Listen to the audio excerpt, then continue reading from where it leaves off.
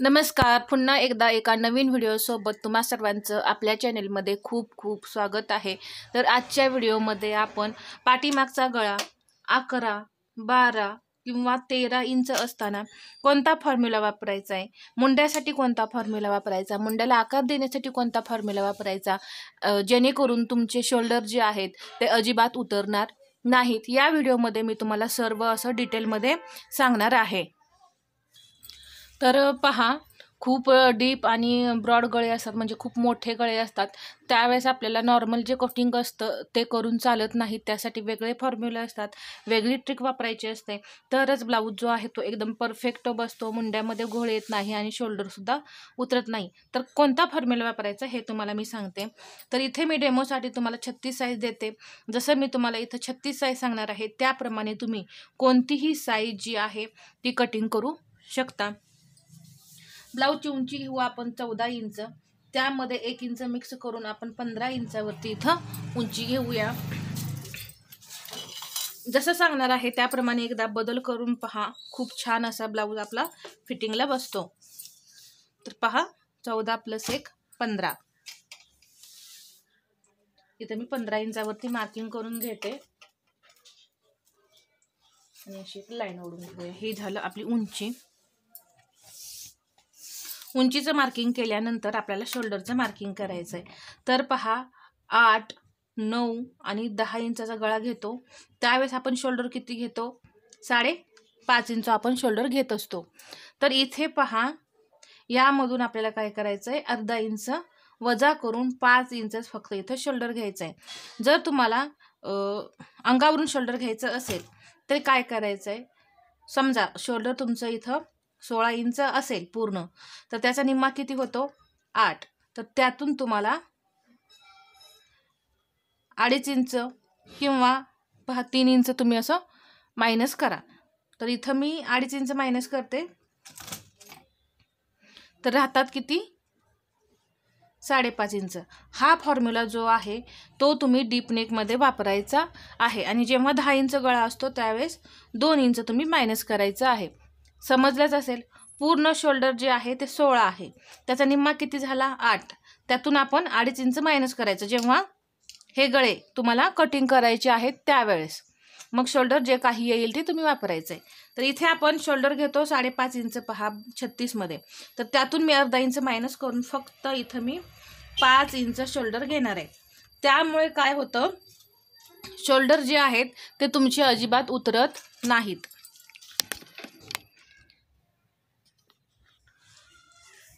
आणि इथून पहा, गळा खूप मोठा असल्यामुळे इकडे सुद्धा गळा जो आहे तो पसरतो, म्हणून आपल्याला पहा इथे शोल्डर जे आहेत ते कमी घ्यायचे आहेत. जर तुम्ही पूर्ण 5.5 इंच 36 मध्ये शोल्डर घेतलं, जेव्हा 11, 12, 13 इंच गळा असेल त्यावेळेस, तर नक्की तुमचे शोल्डर जे आहेत ते उतरणार आहेत. तर इथं मी हा फॉर्म्युला सांगितलेला आहे, हा लक्षात ठेवा. इथे 5 घेतलंय, तर इथेही असंच 5 इंच घ्यायचं. पहा, भरपूर वेळा आपल्याला 12 इंचाचा गळा जो असतो कटिंगमध्ये येतो त्यावेळेस हा फॉर्म्युला वापरायचा आहे. 5 इंच आपण इथं शोल्डर घेतलंय, म्हणून मुंडा आपण घ्यायचा आहे 5.5 इंच. आपण 10 इंचामध्ये 5.5 शोल्डर आणि मुंडा किती घेतो? 6. परंतु इथे 5 इंच शोल्डर आणि मुंडा 5.5 इंच मी घेतलाय. आणि एक लाईन ओढून घ्यायची. 36 साईज आहे, तर त्याचा चौथा भाग होतो 9. ठीक आहे. पाठीमागचा भाग इथं 9 इंच. आपण 10 इंच गळा असताना चौथा भाग किती टाकतो? 9 इंच टाकतो. पाठीमागील भागासाठी मी सांगते तुम्हाला. तर 12 इंच गळा असताना यातून सुद्धा आपल्याला काय करायचं आहे, अर्धा इंच मायनस करायचं, म्हणजे किती येणार? 8.5 इंच. मग इथं आपल्याला छातीचं मार्किंग करायचं आहे 8.5 इंच आणि याच्या पुढे 1.5 इंच मार्जिन. आणि पुढचा जो भाग आहे तो आपल्याला छातीचा चौथा भाग 9 यानुसारच कटिंग करायचा आहे. फक्त पाठीमागल्या भागामध्ये अर्धा इंच मायनस करायचं असतं. कंबर 30, त्याचा चौथा भाग 7.5 आणि यामध्ये 1 इंच टक्ससाठी 8.5 आणि पुढे हे 1.5 इंच मार्जिन. तर हा बदल करायचा आहे. तर मी तुम्हाला इथं कुठे कुठे बदल करून दाखवले. एक म्हणजे शोल्डर, दुसरं म्हणजे मुंढा आणि तिसरं म्हणजे चेस्टचं मार्किंग आपल्याला किती करायचं आहे हे सुद्धा मी तुम्हाला इथं डिटेलमध्ये सांगितलं. फक्त मी डबल सांगते पहा तुम्हाला, फक्त बॅक पार्टला अर्धा इंच कमी करायचं आहे. फ्रंट पार्ट कटिंग करताना तुम्ही छातीचा चौथा भाग म्हणजे इथून 9 इंचच टाकून तुम्ही कटिंग करायचा आहे. तरच आपला ब्लाऊज जो आहे तो 12 इंच गळा असताना फिट्ट बसतो.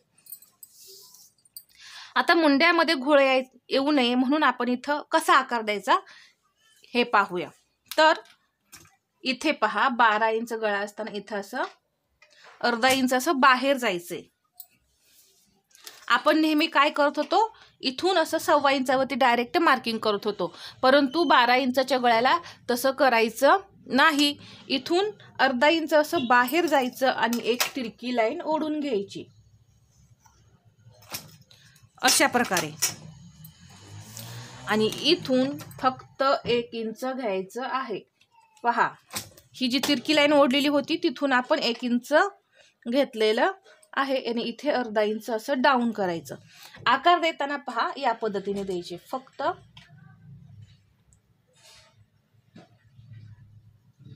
या पद्धतीने. हा झाला आपला पाठीमागच्या मुंड्याचा आकार.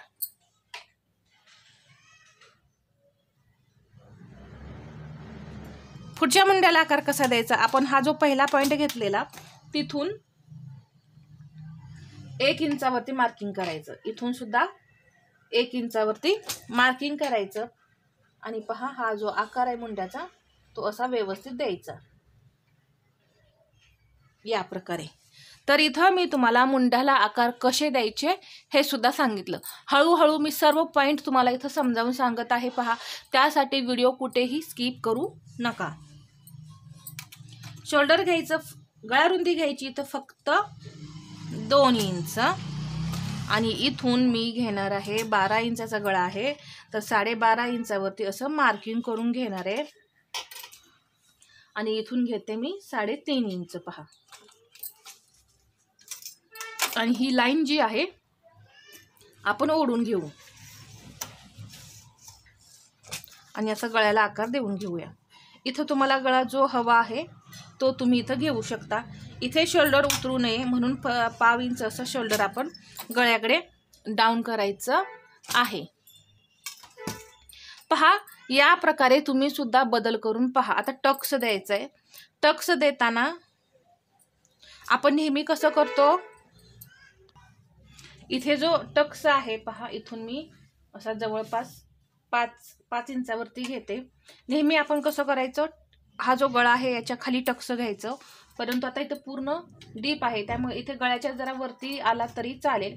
पहा असं 4 इंचापर्यंत आपण हा टक्स घ्यायचा आहे. इथे असा इकडे अर्धा इंच आणि इकडे हे अर्धा इंच. आता हा गळा किती ब्रॉड आहे त्याच्यावरती तुमचा जो हा टक्स आहे तो सुद्धा राहणार आहे. खूप ब्रॉड असेल तर थोडा अजून त्या साईडला आपला टक्स जाणार आहे. इथे अर्धा इंच वरती जायचं आणि हे कट करून काढायचं आहे. तर अशा प्रकारे इथे मी तुम्हाला संपूर्ण माहिती 12 इंच गळा असताना 11, 12, 13 इंच गळा असताना तुम्हाला कोणकोणते फॉर्म्युले वापरायचे आहेत हे सविस्तर समजावून सांगितलेलं आहे. तर हा आजचा व्हिडिओ तुम्हाला कसा वाटला हे कमेंटमध्ये मला सांगा आणि व्हिडिओ आवडला असेल तर लाईक करा, शेअर करा आणि असेच नवनवीन व्हिडिओ पाहण्यासाठी आपल्या चॅनलला सबस्क्राईब करायला विसरू नका. धन्यवाद.